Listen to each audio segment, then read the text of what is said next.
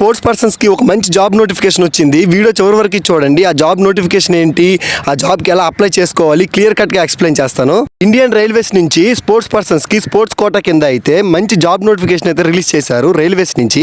ఇది క్వాలిఫికేషన్ వచ్చేసి only 10th complete చేసుకుంటే చాలు.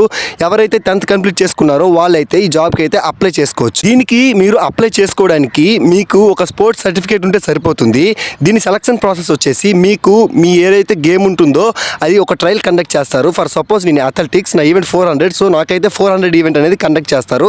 అలాగా మీ ఈవెంట్ ఏమైతే ఉందో ఆ ట్రయల్ అనేది కండక్ట్ చేసి ఈ జాబ్ అలాట్మెంట్ అయితే ఇస్తారు.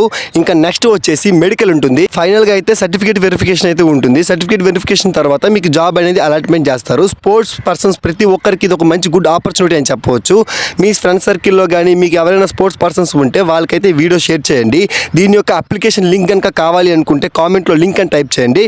నేను మీకు డైరెక్ట్గా DM చేస్తాను. ఇంకా మెయిన్ థింగ్ ఏంటంటే నా పేజ్ని ఫాలో చేసుకోండి. ఎందుకంటే లింక్ అనేది రావట్లేదు. సో నా పేజ్ని ఫాలో చేసుకున్న వాళ్ళకి మాత్రమే లింక్ అనేది సెండ్ అవుతుంది. ఇన్ఫర్మేటివ్ వీడియోస్ కోసం ఇప్పుడే మన ఈశ్వర్ ఫిట్నెస్ సెంటర్ని ఫాలో చేసుకోండి. Thank you so much.